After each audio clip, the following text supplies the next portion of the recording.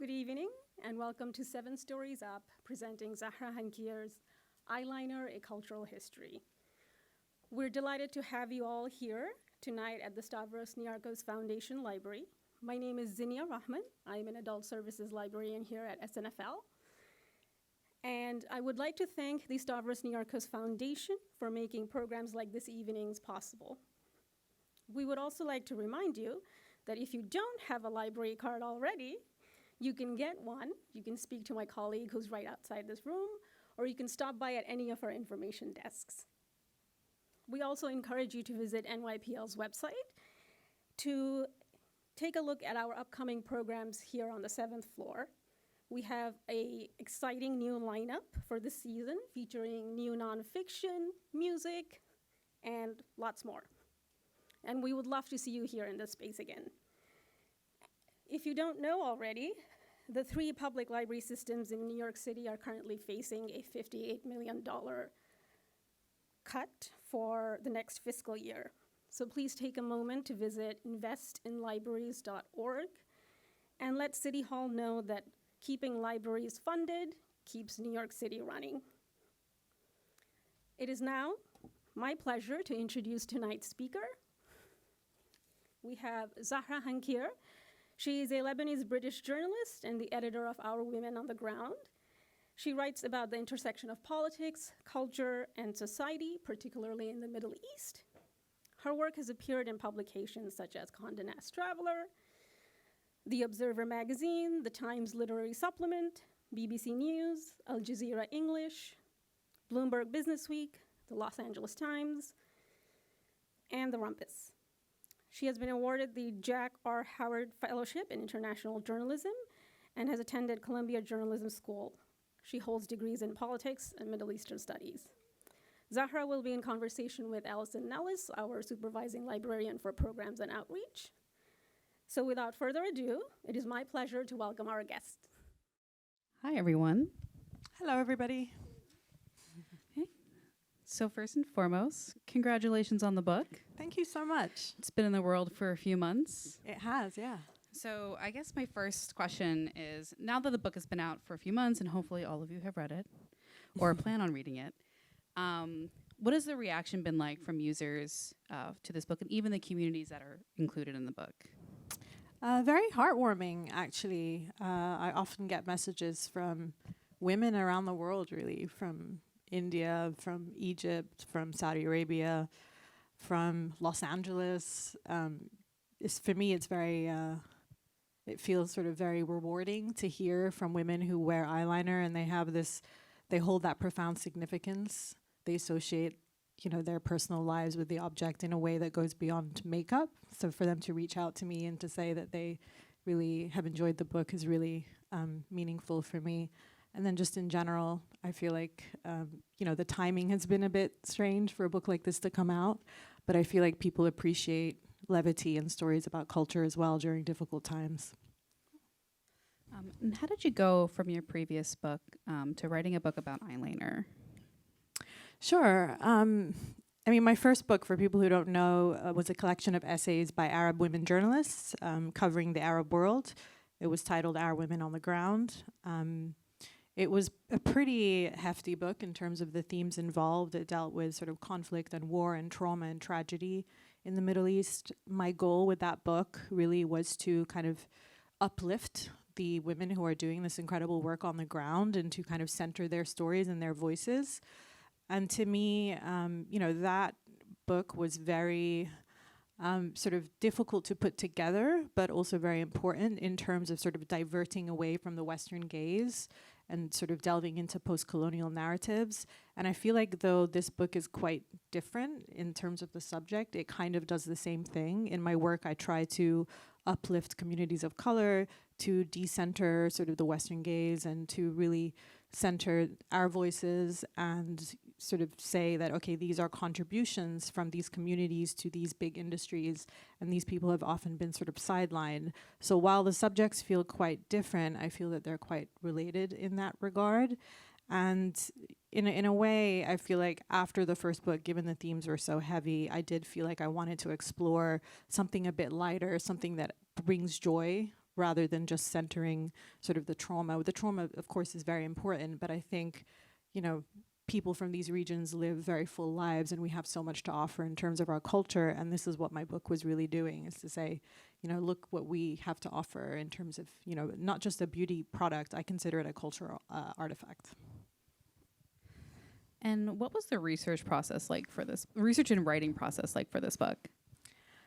It was really enriching, actually, because I got to travel to several countries around the world. So I traveled to India, to Japan, to Chad, to Germany to see Nefertiti's bust. I mean, I probably wouldn't have gone to Germany if her bust wasn't there.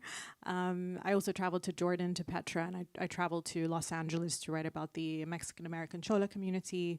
I also wrote about the drag community in New York City. So I got to do a lot of sort of on-the-ground reporting and research, and I met an incredible cast of characters, you know, dancers, writers, singers, drag queens, performers of all kinds, you know, political activists, just a whole range of characters. And for me, that was probably the most gratifying part of the research, is that I really got to sort of write about this sort of very singular object, but to explore that, I had to meet so many different people across all walks of life, across different cultures, and I wanted to uplift and sort of focus on the global South. So for me to be able to travel to those places and to, you know, write about eyeliner was pretty incredible and surreal, especially because I did it during COVID. And one of, I think, my most incredible travel experiences was that I went to Chad, and I camped for 12 days. I'm kind of a princess. I don't camp. Like, I'm not a camper.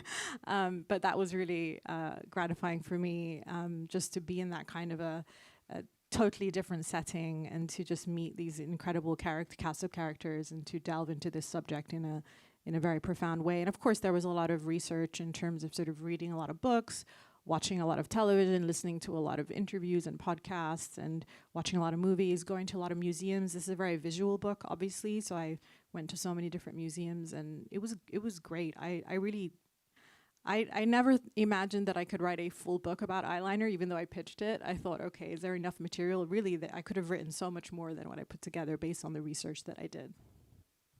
And so you have this really great cast of characters. How did you narrow down who's going to be in this book, what communities are going to be in this book, and were there any ones that you were considering that did not make it? Sure. I mean, in some ways, some of the chapters were pretty obvious. I mean, eyeliner originated in ancient Egypt, so there had to be a chapter about ancient Egypt. And then my feeling when I was doing the research was that really Nefertiti stood out as sort of, I consider her to be the world's original beauty influencer because of sort of the impact she's had in terms of beauty, this one beauty product being used by women the world over, just because there was this fascination in her bust, which was displayed in Berlin 100 years ago after it was moved from Egypt to Berlin. So that was sort of an obvious chapter, and also an obvious main character. She's quite a fascinating character. And then with the other chapters, I mean, really eyeliner has been used in ways that go beyond beauty, mostly in countries from the global South. So I really wanted to ensure diverse representation across these regions, and I wanted each chapter to really highlight sort of a tradition, because this is such an important, as I said, it's a cultural artifact, and there are so many traditions swirling around this one artifact. So, you know, I looked at South Asia and then thought, okay, I'll go to India. And then I looked at India and thought, I'll go to Kerala. And then when I went to Kerala, I thought, okay, I'll write about the Kathakali community, which is dancers who wear eyeliner very extravagantly. So it was really just a matter of sort of narrowing down. I could have, you know, I went to Petra, for example, to write about the Bedouin community of Jordan, because the men there wear eyeliner quite heavily. And, you know, I could have also gone to Yemen or Saudi Arabia. There's any number of countries I could have gone to that I mean, I had to exclude just because I couldn't write as many chapters as I would have liked to. So yeah, I was looking at sort of each region and then figuring out which community sort of uses eyeliner in a distinct way with multiple messages that go beyond the obvious, which is sort of the aesthetic. And the culture of eyeliner is sometimes so private and so sacred to a lot of communities. As a writer, how did it feel kind of going into these private parts of someone's life? Especially, I think of the chapter with the Chola community where they wear wings to signify people that they've lost. How did it feel, kind of getting into that private part of someone? Yeah, I almost didn't expect it to be so emotional in some ways. So I would find that I would be interviewing people and then they would sort of start crying because for them, this object would remind them of certain characters in their lives, like their mother or their grandmother, or it would sort of bring into focus their relationship with their own identity, especially if they live in the diaspora. So that has a whole host of emotions associated with that. And especially when it came, I think, to writing about the drag community too, and just this focus on gender and sort of the exploration of one's gender and figuring out how, you know, these people wanted to express themselves, and eyeliner playing a significant role for them because it helped them with that transformation and that exploration. That was also really moving. Two of the drag queens in the book are among my favorite characters. So it was really, I don't want to say unexpected, but I will say it was really a delight just to see how much meaning this one object carries in so many different places in the world, across so many different people, so many different characters who are really a diverse set of characters. I mean, they're so different really, and they're living in completely different contexts, but for all of them, this one item of makeup carries great significance. And as I hinted at in the beginning of the talk, it goes beyond the aesthetics. So people wear eyeliner for medicinal purposes, to treat their eyes of various ailments. And when I say eyeliner here, I mean eyeliner that is made from natural materials, so kahal or surma or sorme or kajal, depending on the region it's produced in. They wear it to repel the evil eye. They wear it to protect against the glare of the sun. They wear it as an expression of their heritage, of their gender identity, sort of a celebration of their ancestry. Sometimes it can be a form of political rebellion. So it really carries so much meaning and messaging, really, that just goes beyond the obvious. So I've started to kind of look at eyeliner as something that's far more than a cosmetic. And I tend to say that all the research that I did in this book, with all that research, my eyeliner in the morning feels very heavy with the weight of that history when I'm putting it on, because it just really does carry that weight. I kind of also had that same experience after reading this book, where it's for me, it's just something I put on in the morning, but it means so much to so many different people, which is why I think every eyeliner user should read this book. And so this book comes out during a renewed interest in the history of makeup. History of makeup as a serious subject matter, but most of the material, and this is not to discredit the scholarship that's happening, is very European-centric. How do you envision your book fits into the overall scholarship about makeup? I would like to think that it puts a little bit of a dent in that trend that you mentioned, which I think is very present and very stubborn. And that was really the purpose of the book, which was to say, okay, we have this incredible item of makeup that has this very rich history, and that history in some parts of the world it's still, I mean, it's alive and well today. I mean, people still wear eyeliner today as it was worn back in ancient Egypt for very similar purposes across different geographies. I mean, in Iran, a sorme is worn in multiple different ways. One of the ways that I didn't mention before actually is also an expression of religiosity, because Muslims, religious Muslims, wear eyeliner to emulate the Prophet Muhammad. He was said to have worn a form of eyeliner, which is another really fascinating element of the research. So, it does. I feel by virtue of having done that research and spotlighting these communities that I have put a dent, or would hope that I put a dent into this focus on, Eurocentric beauty norms and Eurocentric scholarship, right? So for me, I'm from the Arab world. I'm traveling to these regions, of course, with my own views and my own sort of backgrounds and feelings, but I do not come from that sort of mindset, right? The Eurocentric mindset or the Western gaze. So my hope is that I did the subject justice by really spotlighting communities of color and our contributions to the beauty industry and otherwise. Yeah, and to kind of build off the previous question, one of the points of discussion in this book is how American and European-centric communities appropriate makeup practices of communities of color. How do you think this impacts our overall understanding of eyeliner and beauty practices in general? of the communities that these practices come from? I think there continues to be, of course, an appropriation of various characteristics of communities of color in the white Western world, for sure. I think when it comes to eyeliner, it's quite interesting. I mean, I've been asked, oh, can a white woman wear eyeliner without appropriating? I don't think wearing eyeliner is a form of cultural appropriation. I think it's important when eyeliner is worn to sort of acknowledge its history, not necessarily if you wear eyeliner, you have to write an essay about it, but just to know its origins, right? And also to wear it in ways that are sort of sensitive to that origin. There's this trend that I talk about in the final chapter of the book called fox eye, which is sort of a way of lining the eye to give it a particular shape, and that shape is, unique to particular communities who have felt offended that sort of, okay, people are now wearing eyeliner to make this look trendy when I was mocked for this, not me, but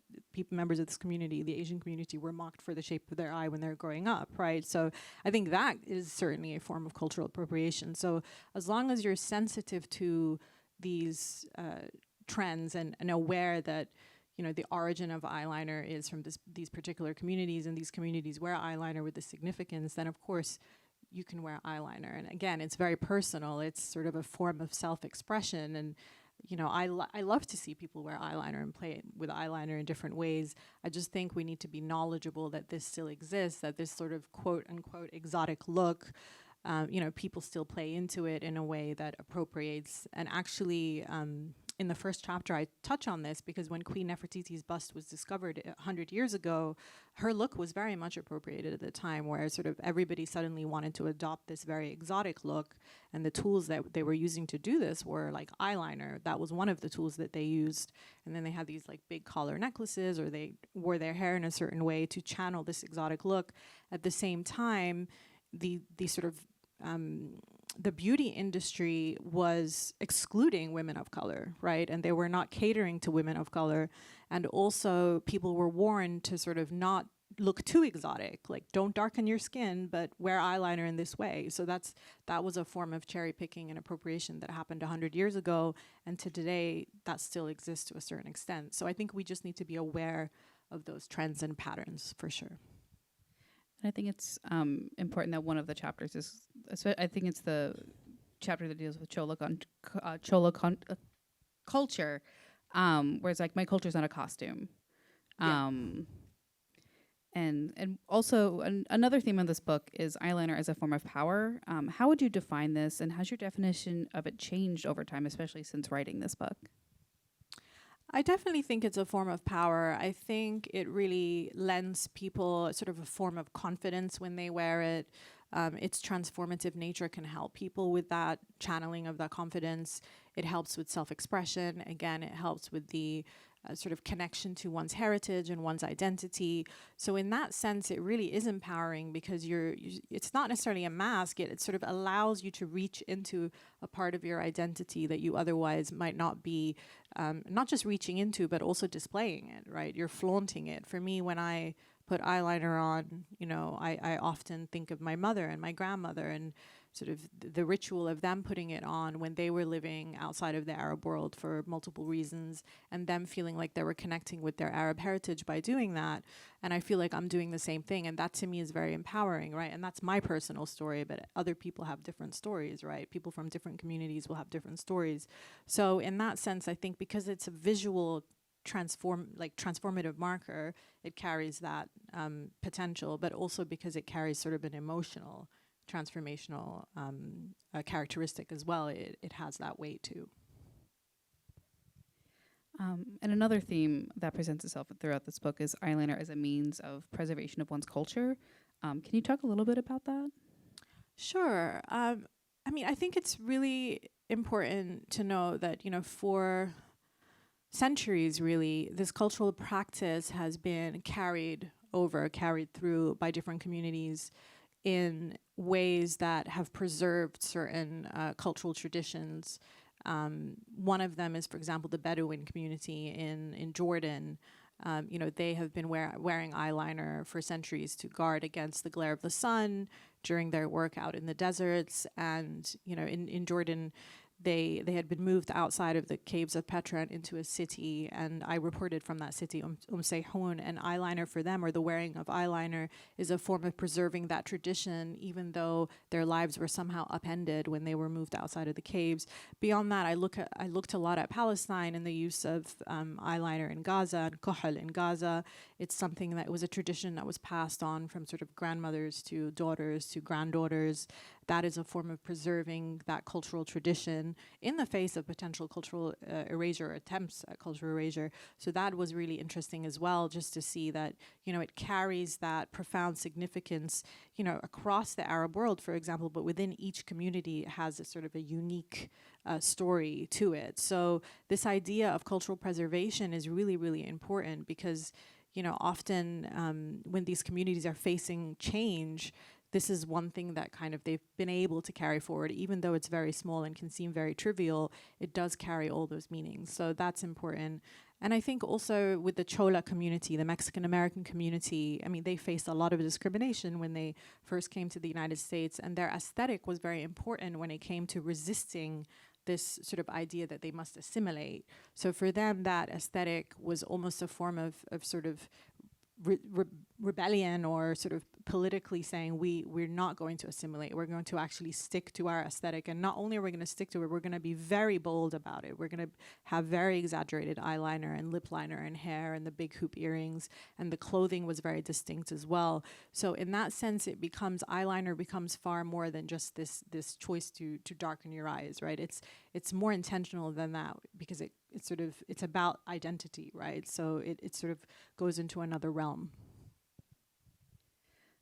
And your book covers a wide range of cultures where eyeliner is so embedded. Was there anything that you learned while writing this book that surprised you? Yeah, I think what surprised me to an extent was that, across these different countries and continents in the world, across centuries, eyeliner has been used in very, very distinct and unique ways, but at the same time, there's a lot of similarities in ancient texts. So you might find, eyeliner was worn to protect against the evil eye in ancient Egypt and for spiritual purposes. And that purpose, you would see it in, South Asia. You would see in India, where eyeliner is also worn to repel the evil eye. And they apply kuhl to babies when they're born, and you see that same tradition in parts of Africa, and you see that same tradition in Japan. In Japan, red eye makeup or red eyeliner was also a form of repelling the evil spirit. So I found that to be very interesting, that you had, despite them being very unique contexts, you still had that sort of thread that there was this idea that eyeliner protected you, that your eyes were protected once they were framed. And that was really fascinating to me.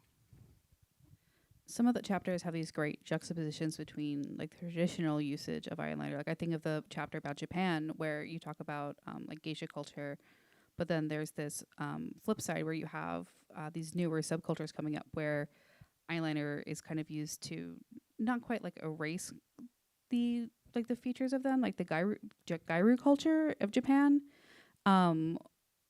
Writing about these kind of subcultures, what do you want people to understand about how they use makeup to express themselves?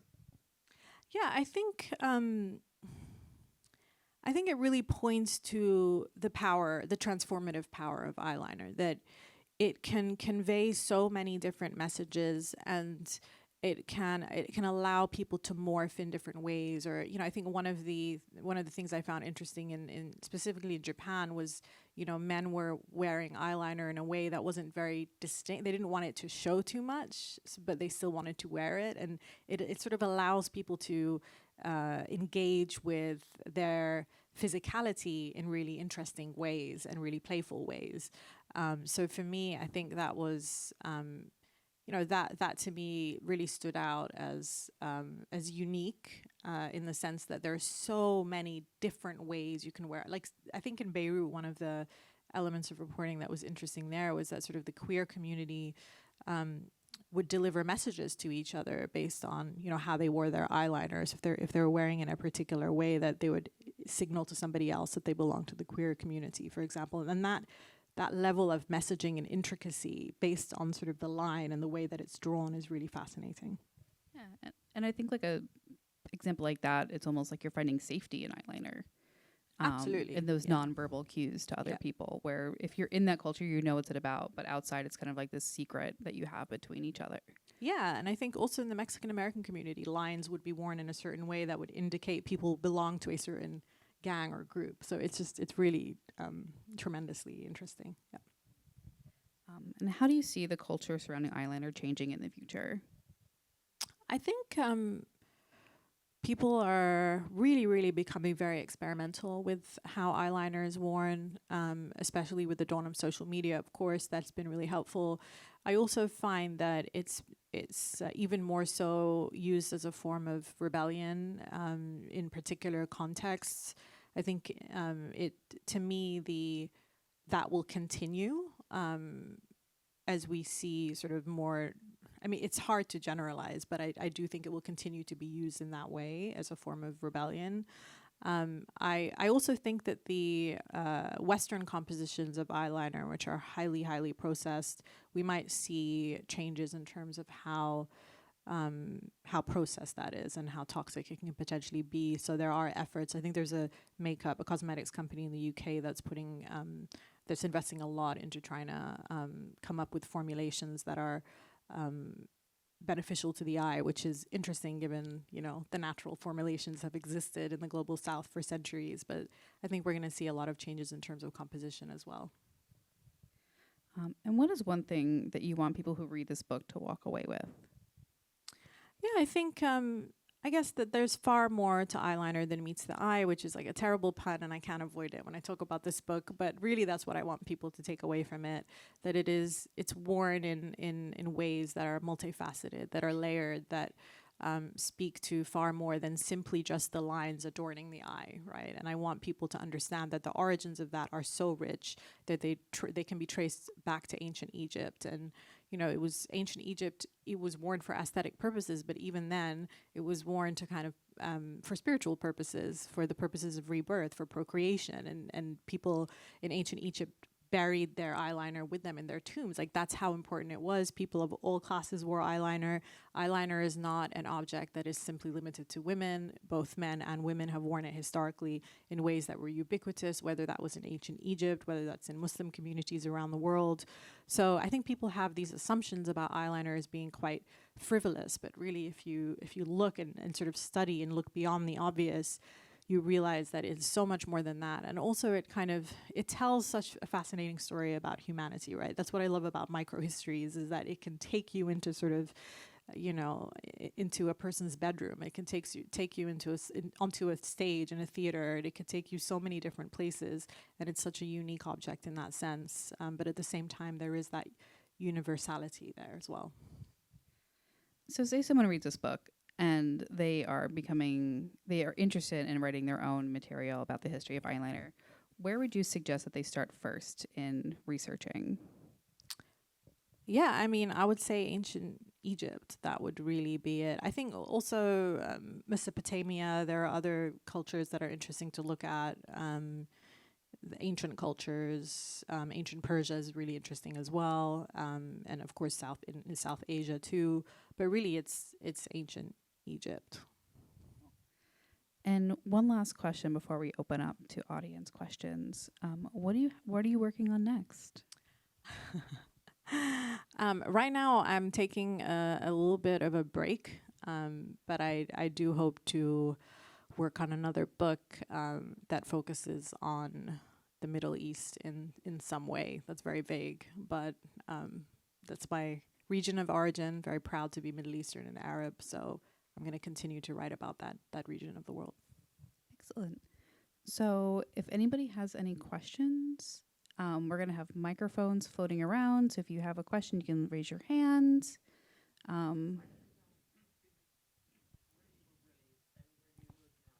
Oh, great question.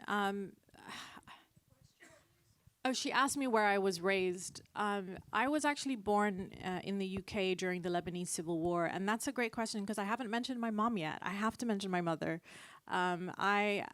I sort of watched her as I was growing up in the UK apply her eyeliner in the morning. And for me, that was sort of my first awareness of the transformative power of eyeliner.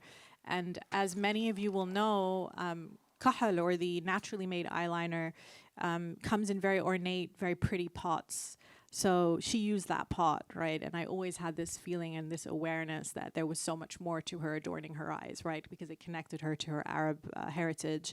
And this was during the Lebanese Civil War. So it was a very difficult time for her, but I always felt like that moment of self-care in the morning was very important to her. So I grew up in the UK and then returned to Lebanon when the Civil War ended. So I've spent about half of my life between the UK, the US, and the the other half of my life in the Middle East.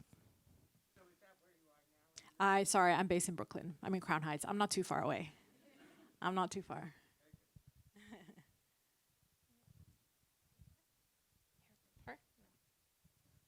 Hi there.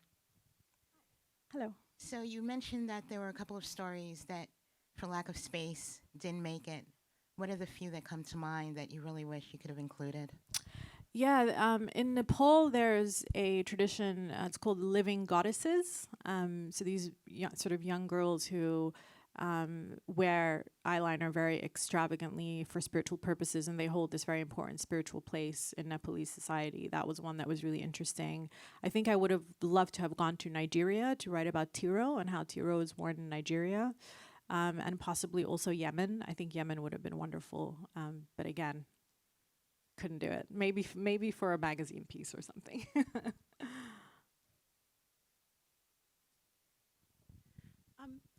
Thank you so much for your words, and I'm really looking forward to reading. I wanted to ask about more of like the commercial co-option of eyeliner and it being placed on models who don't have a connection with that culture, and then its meaning kind of gets lost in its commercial imaging. I guess my question is how can we kind of push back on that and combat? And would it be an issue of just representation in terms of models, or is it also basically who's deciding what images get shown, what kinds of, you were talking about formulations. I know this is it's a multifaceted question, but. No, thank you so much. It's a tough one. I mean, the beauty industry is stubbornly still pretty white, at least at the upper levels. You do see some diversification in the beauty industry in terms of the models and the way they're catering to, users. It's sort of improved over the years, but there's still a lot to be done. And I do think the way that we push back is that we continue, advocating for more representation and more diversity. And it's hard to do. I mean, I don't think everyone who puts eyeliner on the morning should be like necessarily taking this on, but I think it's just important, like I said, that we be aware of those dynamics and we push back on the lack of representation where we can. I mean, in my own work, this was my way of doing that by writing this book.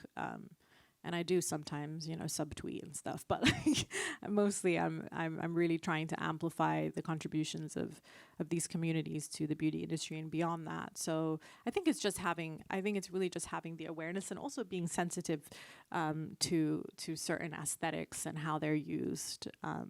Yeah, I think that's probably the best answer I can give.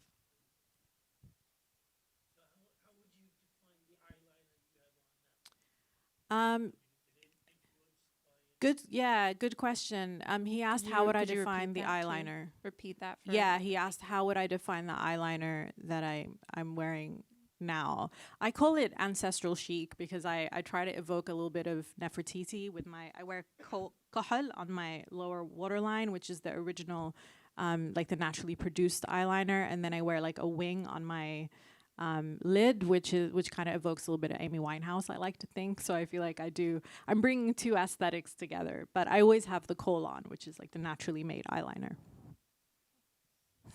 Thank you for asking. Hi, thank you, Zahra, for being here and looking forward to discovering more of the history, which really opens up my mind. One thing that came to mind was when you went to the different countries and all the different areas, did you personally try their eyeliners? To Chad, Japan? Yes, absolutely. I tried all of them. I bought so many. I have a whole drawer just filled with pots and, pens and pencils from all over the world. I had a lot of fun with the Japanese line of eyeliners because they really experiment a lot with colors and graphic shapes and that kind of thing. So one of my favorite moments in the research was when I went to a drugstore there and they had a whole eyeliner section. It wasn't that they just had like each brand with their own eyeliner, it's that they had an eyeliner section. And then when I was in Chad, actually, I was gifted a lot of, naturally produced eyeliner in Chad too. So I have a lot of that. That was one of my favorite parts of the research was collecting the pots and the different types of eyeliner. I was wondering about the commerciality of like the different places where they actually Yeah. would put them on the market in stores, or did you get any recipes? Such as to make it. Yeah, for great question. I mean, it yourself? really depends on the location. So in Petra, and actually that's a great question because I didn't touch on how eyeliner or kohol is made. It's usually made from natural materials, and then the material will then be sort of burned, and then that creates soot, and the soot becomes the pigment, right? You'd need to use a liquid to deposit the pigment and an applicator to deposit the pigment onto your eyes.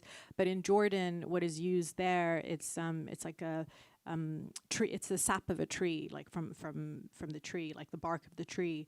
So I spent a day out with a Bedouin man, and we went out to the trees, we collected that sap, then we took it back to his home, and then he burned it, created the soot, and I went through that whole process of observing how this naturally made eyeliner is produced. And it's a similar technique. It could be also crushed stones, it could be crushed nuts. In Iran, they use nuts, hazelnuts, pistachios. But the idea there is that it will be oftentimes made at home or then packaged and then sold in markets, in local marketplaces, right? So it depends, again, on the region. But broadly speaking, in sort of the more rural communities, that's how you would purchase kohl or eyeliner. Looks like we have a couple up here. Hi. I was just wondering, obviously you have a deep connection with your mother and your grandmother applying this in the morning for themselves and for your own cultural history and stuff, but you mentioned like having a lot of fun with the Japanese eyeliner, and I also really enjoy doing a lot of graphic eyeliner. It's just a lot of fun in a bunch of different colors. Was there a technique or a history that you were just like really excited to write about once you found out about it, or something that surprised you, maybe a technique or just the cultural significance that you found out along the way? Because obviously you did a lot of research in all of this. Yeah, I think what was really fun for the Japan chapter was this element of sort of red eyeliner protecting against the evil spirit. And I spent a lot of time with a millennial geisha in Japan. I hung out with her. We talked about everything from like movies to Pilates to how she feels about being a geisha to Western stereotypes, and the way she wore her eyeliner was so fun. The way it's actually, it's not just that she was wearing it when she's in the geisha costume, but outside of the costume as well. And I noticed that sort of the way that the geisha wear it and have these like red lines, you would see it amongst sort of Gen Z in, the very trendy areas of Tokyo as well. So I love that sort of through line of like this, it still exists, this idea of like graphic liner and red liner being a protective property. Wearing it is protective to the eye, but also you see the younger generation also wearing the same color in very similar ways, but maybe a little bit more bold, right? So I love that sort of through line, and it was really fascinating to see when I was there. I think we have a question up here.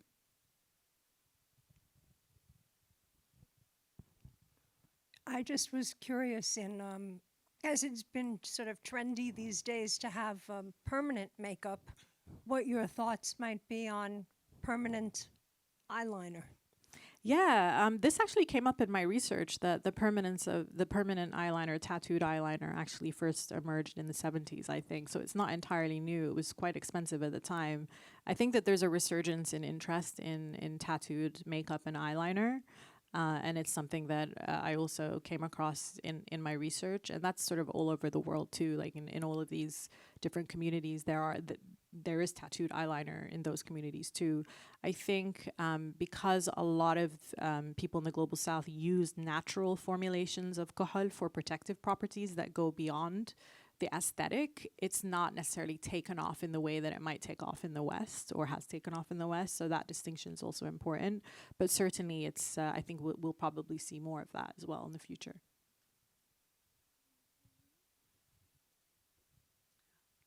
So sometimes when I scroll through internet comments, regrettably, on makeup videos, there's this criticism about makeup being vain and shallow and narcissistic, often by men in Western cultures. And I'm curious, did you come across any kind of dismissiveness in the history of the research that you did? Not at all. I've only been asked about it just because I think there is this sort of idea of, you know, this, it's almost like contributing to the notion that a woman must look a certain way and the onus is on her to look a certain way. And I think the way that I push back on that is that eyeliner is more of a cultural artifact to me than just simply an item of makeup used to beautify one's face. Now, we can't deny that most people actually will look better with eyeliner on. But at the same time, given its history, I think it's really reframed the way that I've personally looked at eyeliner, even though I always knew that it had that heftiness to it. And I think that's also something I'd like people to take from the book, is that it isn't this trivial, frivolous object that is simply about how a woman looks. And again, pointing to the fact that both men and women have been wearing eyeliner for centuries, that sort of debunks that idea too. And actually one of the most fun parts of my research was when I went to Chad. I wrote about the Wadabi community, which is this, it's an ethnic group, a subgroup of the Fulani ethnic group. And every year there's a beauty contest in which the women judge the men, and the men use the eyeliner as a way to beautify themselves. And it kind of just, you know, it really makes you think about how their beauty norms and the way they approach beautification is so different. Actually, beauty is part of their moral code, which is really interesting too.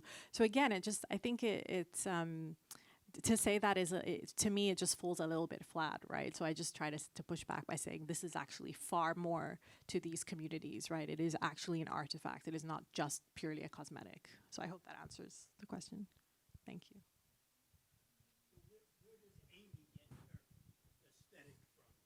Yeah, great question. He's asking, where does Amy Winehouse get her aesthetic from? She was influenced from a wide range of characters.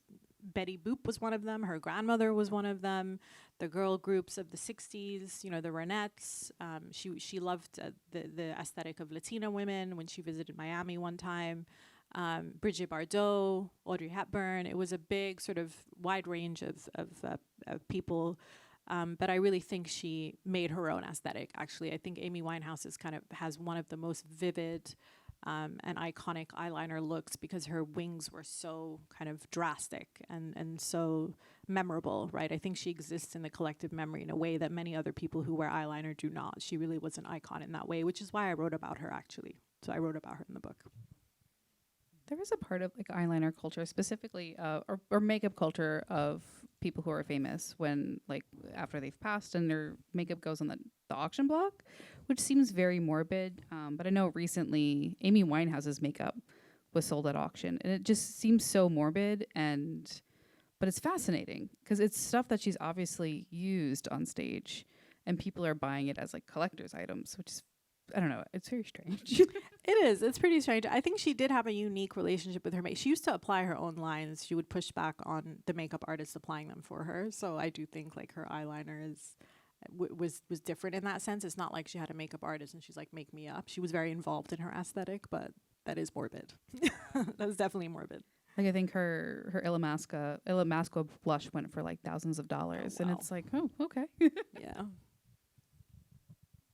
Do we have any other questions? Oh. I did read your book and I loved it, and it was very validating. And the concept of putting on like eyeliner to define one's eyes, and it was I learned very surprising formulas that I didn't know. And I'm just wondering if you came across any research about like eyeliner and makeup in the Italian American communities, especially in the 80s. I was just very curious. I about did that. briefly come across it. I wish I could have explored it more for the purposes of the book, but thank you for raising that. And again, still so much more I could have written, and that's one area I could have certainly explored more. But thank you for bringing that up. It's alive and well on Staten Island. Okay. So, any last call for questions? All right.